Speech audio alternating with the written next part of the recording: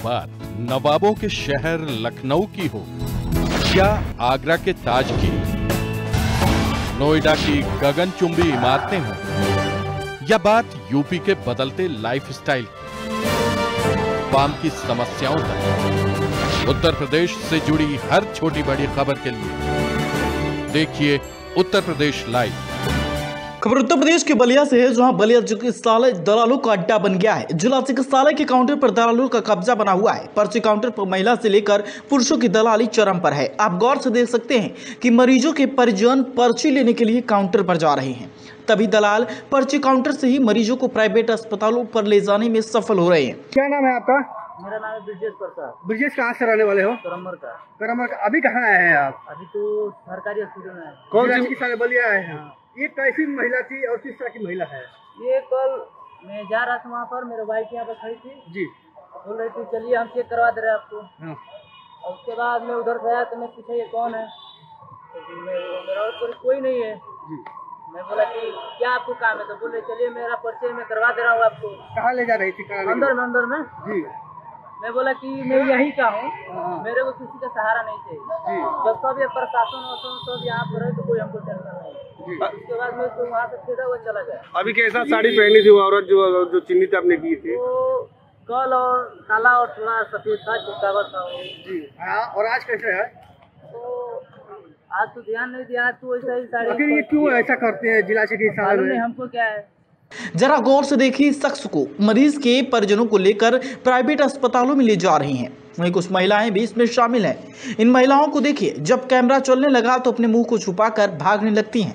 वहीं डॉक्टर जहां बैठते हैं वहीं एक दलाल डॉक्टर साहब की पर्ची लेकर आया था। जब लोगों ने पूछा तो कहा कि सरकारी पर्ची है। उनके खिलाफ चिट्ठी लिख चुका हूँ, कोतवाली को, एसओ को 3-4 बार उनको बता चुका हूँ, फोन भी कर चुका हूँ और बता भी चुका हूँ उनको। और साथ में उनको ये कहा गया है कि आप यहाँ पे जितने इस तरह के अवांछित और गंदे लोग हैं उनको आप पकड़े, डॉक्टरों के अभी तक क्या जिला प्रशासन है जिस आपने कोतवाली को तहरीर भी दी है, तो क्या अब तक इसमें कोई दलाल पकड़ा गया है कि नहीं? जी हाँ, उन्होंने 2-3 बार यहाँ पे एक चंद्रवड़ी कौन सा लड़का यादव जो था कांस्टेबल और एक चंद्रहास, 2 लोग थे, अभी इतना ट्रांसफर हो गए हैं, वो लोग लेके आए थे और वो सब भाग गए, वो सब अब नहीं दिखाई। डॉक्टर साहब ने कहा कि ले जाकर रख दीजिए, मैं उनके साथ रहता हूं।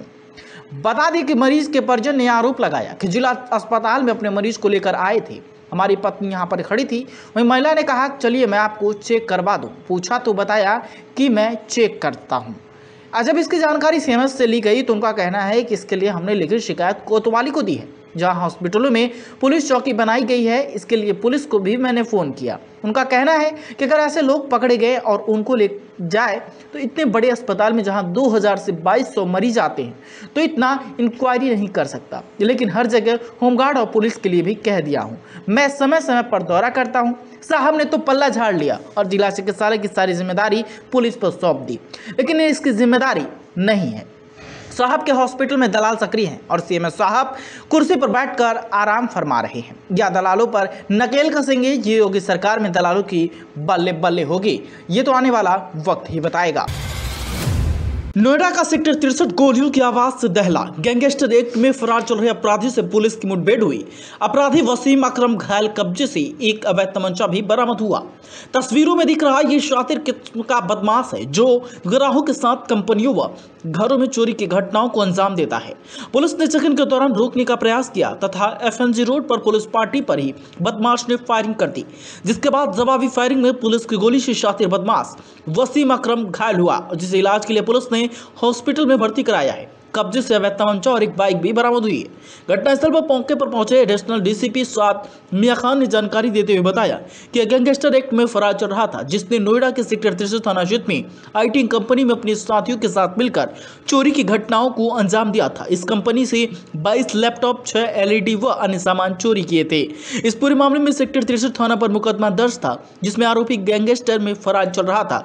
पुलिस की एफएनजी रोड पर मुठभेड़ हो गई। आरोपी घायल हुआ, जिसे इलाज के लिए हॉस्पिटल में भर्ती कराया है। अपराधी वसीम अकरम जो कि थाना सेक्टर 63 से गैंगस्टर एक्ट में वांछित चल रहा था, आज सूचना थी कि इस क्षेत्र में मौजूद है, जिसको लेके शाम से ही चेकिंग, सर्च और कॉर्डन ऑपरेशन चलाया जा रहा था। इसी चेकिंग में दौरान पुलिस मुठभेड़ इसको गिरफ्तार किया गया है। इस पर लगभग 16 मुकदमे दर्ज हैं। आरोपी पर दर्जनों मुकदमे दर्ज हैं। आपराधिक इतिहास की भी पुलिस जानकारी जुटाने में महायोगी गुरु गोरक्षनाथ एवं श्रीराम घाट पर नौकायान केंद्र के उद्घाटन समारोह में महापौर ने कहा कि कभी किसी ने सोचा नहीं था कि राप्ती नदी में बोटिंग की सुविधा मिलेगी। पहले दिन 2 मोटर बोट, 1 स्पीड बोट और बच्चों के मनोरंजन के लिए किड्स बोट का संचालन शुरू हुआ। महापौर ने कहा कि इस घाट का पर्यटन विकास पहले ही किया जा चुका है। बोटिंग की शुरुआत भी हो गई है। जल्द ही यहाँ फूड कोर्ट एवं मनोरंजन के अन्य साधन भी जुटाए जाएंगे। राप्ती घाट का विकास हमारे मुख्यमंत्री जी के एजेंडे में था और आप देख रहे होंगे कि कितना सुंदर और स्वच्छ इस घाट को बनाया गया है। इसका प्रपोजल हमारे स्थानीय पार्षद संजय श्रीवास्तव जी ने नगर निगम को दिया था और नगर निगम ने इसे स्वीकृति प्रदान की है। आज इस कार्यक्रम का साक्षी बने हैं हमारे महानगर अध्यक्ष राजेश गुप्ता जी, हमारे ऋषि मोहन वर्मा जी, मदन अग्रवाल जी पार्षद मनोनीत नगर निगम गोरखपुर और हमारे बहुत से गणमान्य नागरिक यहाँ पर उपस्थित हैं और बोर्ड का संचालन किया जाए। यहाँ पर्यटन को बढ़ावा मिलेगा। गोरखपुर पर्यटन की दृष्टि से बहुत ही आगे बढ़ रहा है। इसके लोगों के मनोरंजन के साथ प्रत्यक्ष एवं अप्रत्यक्ष रोजगार के अवसर भी मिलेंगे।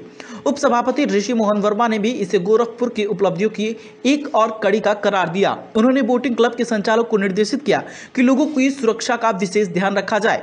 इस मौके पर मनोनीत पार्षद मदन अग्रहरी सहित कई लोग उपस्थित थे।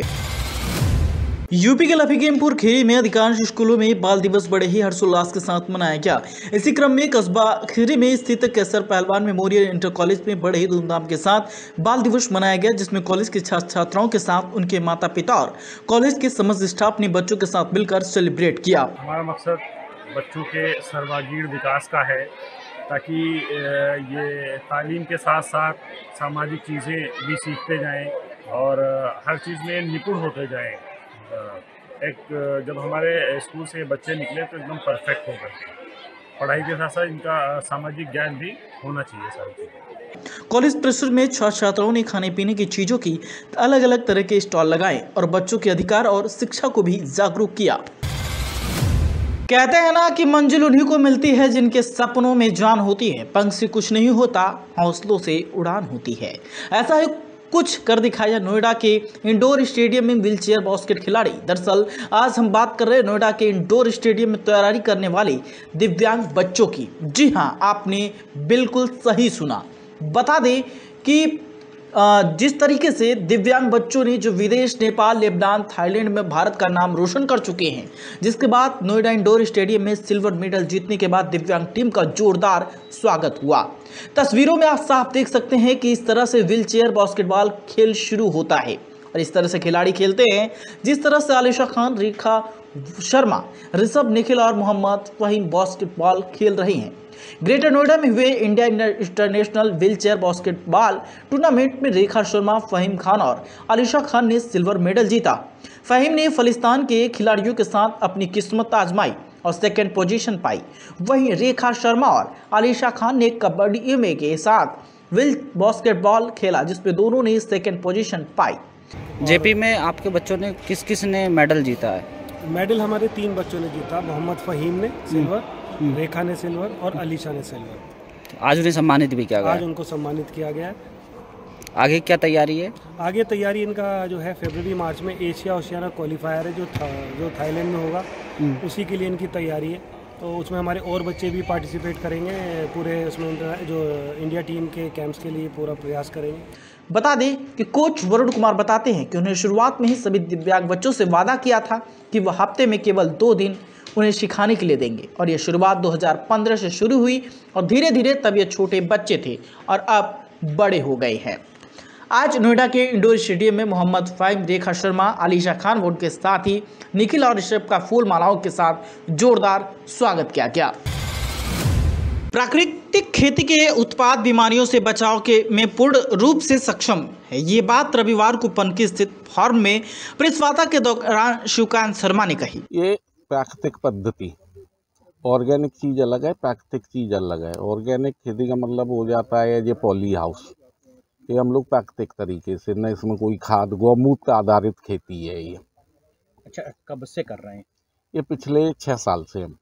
क्या सोच के, क्या दिमाग में आया? एक दिमाग में आया, जो आजकल बीमारियां फैल रही हैं, ये सारा कुछ हो रहा है, जबकि मैं किसान नहीं था, मुझे ये नहीं मालूम कब फसल बोई जाती है, कब क्या होता है, जानवर की कभी रस्सी नहीं पकड़ी।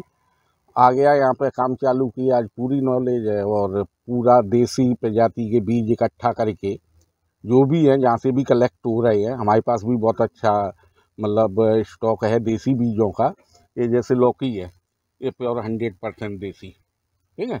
इस तरह सारे देसी बीज कलेक्ट करके, और इस पर अगर कोई स्प्रे नहीं, कोई खाद नहीं, नो DAP, नो यूरिया, कोई चीज़ नहीं। अच्छा, प्राकृतिक तरह से खेती करते हैं तो पैदावार किस तरह से होती है? पैदावार स्टार्ट में प्रोडक्शन डाउन रहती है। जैसे नॉर्मली क्षेत्र में गेहूँ 10 से 12 कुंटल बीघा होता है, लेकिन जो हम प्राकृतिक पद्धति से अभी कर रहे हैं तो 3 से 4 कुंटल में। आपको बता दें कि बेहतरीन खान पान की वजह से लगातार तमाम बीमारियां पनपती हैं, जिसकी वजह से शरीर की रोग प्रतिरोध क्षमता भी कम हो जाती है। और यही वजह है कि कैंसर, ब्लड प्रेशर और ब्रेन हेमरेज जैसे मामलों की बढ़ती संख्या को देखा जा रहा है। इन्हीं सब बातों को देखकर विगत 6 वर्ष पहले कल्याणपुर निवासी शिवकांत शर्मा ने एक प्राकृतिक खेती की मुहिम शुरू की थी। उन्होंने पनकी में 65 बीघे का एक फार्म लीज पर लेकर प्राकृतिक एवं गौमूत्र एवं गोबर पर आधारित खेतों की शुरुआत की, जिसमें वो गेहूं, बाजरा, चना, चावल और तमाम प्रकार की दाल और सब्जियां भी उगाते हैं। यहाँ पर उन्होंने एक गौशाला भी बना रखी है, जिसमें करीब 100 गाय और भैंसें हैं। यहाँ पर सब कुछ प्राकृतिक तरीके से ही किया जाता है। दूध के लिए न तो कोई इंजेक्शन लगाया जाता है, न ही खेती में कोई खाद्य इत्यादि डाली जाती है। उत्तर प्रदेश के मुरादाबाद में उस वक्त हड़कंप मच गया जब एक पाकिस्तानी महिला का नाम वोटर लिस्ट में पाया गया। नियमानुसार ऐसा होना नहीं चाहिए, लेकिन विभागीय लापरवाही के चलते वो भारतीय मतदाता बन गए। मेरा नाम सबा परवीन आबिद खान है। सबा परवीन जी, आप कहाँ की रहने वाली हैं? जी सर, मैं कराची की रहने वाली हूँ। यहाँ इंडिया में कब आई थी? यहाँ पर कैसे शादी हुई आपकी? जी सर, सन 2005 में आई थी मैं अपनी वालदा के साथ। खालमी की तबीयत ख़राब थी तो उन्हें देखने के लिए आई थी, ऐसे घूमने के लिए। तो ये हमें ये पसंद आ गया था हमारी अम्मी को। तो हमारी अम्मी यही कहने लगी, क्या नाम है तुम्हारी, क्या ख्वाहिश है? तो हम ये कहने लगे, अम्मी हम इनसे शादी करना चाहते हैं। तो हमारी अम्मी इनसे निकाह कर गई, और जब से हम यहाँ पर रही हैं, हर साल मेरा वीज़ा पासपोर्ट बनता, पासपोर्ट बन के और क्या नाम है LIA में जमा करती हूँ। उसके बाद LIA वाले वीज़ा बढ़ा देते हैं मेरे। अच्छा, आपने कोशिश की नागरिकता लेने की, तो क्या प्रक्रिया कहाँ तक पहुँची है अभी तक? सर अभी तो वही हर साल क्या नाम है पासपोर्ट बनता है, उसके बाद वीज़ा बढ़ा देते हैं LIA वाले। वो कहते हैं बस ये जल्दी इंशाल्लाह, अधिकारी आते रहते हैं इंक्वायरी के लिए। उसके बाद वो कहते हैं हम दुआ करते हैं कि आपको जल्दी से नागरिकता मिल जाए। उत्तर प्रदेश के मुरादाबाद में उस समय हड़कंप मच गया जब एक पाकिस्तानी महिला का नाम वोटर लिस्ट में पाया गया। बता दें कि साल 2005 में भारत आई थी पाकिस्तान महिला। दरअसल सबा परवीन साल 2005 में अपनी मां के साथ भारत आई थी। इसी दौरान परवीन ने भारतीय मूल के मोहम्मद नदीम से शादी रचा ली। तब से परवीन उत्तर प्रदेश के मुरादाबाद में अपने पति के साथ लॉन्ग टर्म वीजा पर रही, जिससे अब पूरे 17 साल हो चुके हैं। देखिए, एक सबा परवीन नाम की महिला है जो पाकबड़ा यहाँ की नगर पंचायत है, वहाँ की रहने वाली है। इनका निकाह 23 सितंबर 2005 को नदीम अहमद के साथ हुआ था, और उसके बाद से वो लॉन्ग टर्म वीजा पर मुरादाबाद में रह रही हैं। उनकी शादी भी मुरादाबाद में हुई थी। उनकी कोई बुआ है, उनके यहाँ शादी हुई थी 2005 में, तो उनके साथ ही ये रह रहे थे। 2017 की जब नगर पंचायत की वोटर लिस्ट बनी तो इनका नाम शामिल हो गया, जबकि नियमतः इनका नाम शामिल नहीं हो सकता है। इधर इनके हस्बैंड इंडियन सिटीजन हैं, लेकिन जहाँ तक सबा परवीन की बात है कि लॉन्ग टर्म वीजा में इनका नाम वोटर लिस्ट में शामिल नहीं होना चाहिए था।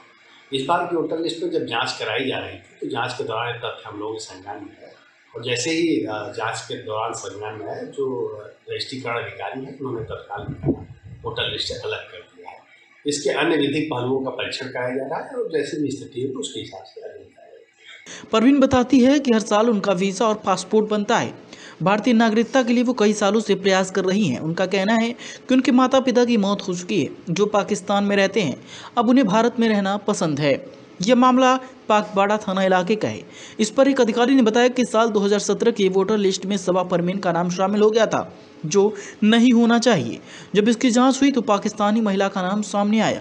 अब इसकी पूरी जांच की जा रही है और उचित कार्रवाई भी की जाएगी। सोमवार को जिलाधिकारी गौरांग राठी ने डायबिटीज कार्यक्रम उपरांत जिला अस्पताल सिंह का औचक निरीक्षण किया, जहां उन्होंने मुख्य चिकित्सा अधिकारी संतोष कुमार चक के साथ जिला अस्पताल के ओपीडी कक्ष का भी निरीक्षण कर मरीजों से मिल रहे उपचार के संबंध में जानकारी ली। साथ ही चिकित्सकों को मरीजों का सही उपचार कर सभी दवाएं हॉस्पिटल से उपलब्ध कराने के आवश्यक दिशा निर्देश दिए। विश्व मधुमेह दिवस के अवसर पर जिला चिकित्सालय आना हुआ, उसमें मधुमेह दिवस पर जनसंपर्क के साथ साथ डेंगू किस प्रकार से निवारण हेतु और किस प्रकार से उपचार हो रहा है, इन सुविधाओं के बारे में देखा गया।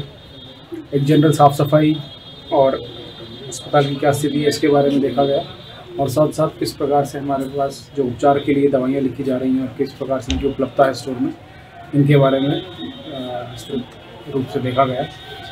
तो कुछ निर्देश दिए गए हैं। इसमें ओवरऑल साफ़ सफाई और मेंटेनेंस अस्पताल की अच्छी है। इसके बावजूद एक आध चीज़ों पे जो कमियां थी, उसमें सीएमएस जो एक्टिंग सीएमएस हैं आज डॉक्टर यादव, उनको बताया गया, निर्देश दिए गए हैं। उसमें डस्टबिन अवेलेबल करवाना था इमरजेंसी वार्ड में, और साथ साथ जो जाली है डेंगू के दृष्टिगत उसको भी रिमूव करवा के पुनः नई जाली लगवाने के निर्देश दिए गए हैं। जिलाधिकारी गौरांग राठी ने बारी बारी से उपचार कर रहे चिकित्सकों से भी पूछताछ की। जिलाधिकारी ने इस दौरान मरीजों के पर्चे देखकर बाहर से लिखी जा रही दवाओं के बारे में सवाल किए तो पता चला कि चर्म रोग विशेषज्ञ आरजू मिश्रा एवं दंत रोग विशेषज्ञ जयप्रकाश शर्मा द्वारा मरीजों को बाहरी दवा लिखे जाने तक दोनों चिकित्सकों पर कड़ी फटकार लगाते हुए दोनों पर 5-5 हज़ार रुपये का जुर्माना किया और स्पष्टीकरण के भी निर्देश दिए। निरीक्षण के दौरान पर्ची काउंटर, दवा वितरण कक्ष, पैथोलॉजी कक्ष, इमरजेंसी वार्ड, ओपीडी, पोषण पुनर्वास, ब्लड बैंक आदि वार्डों का निरीक्षण किया और समय समय पर सफाई के भी निर्देश दिए।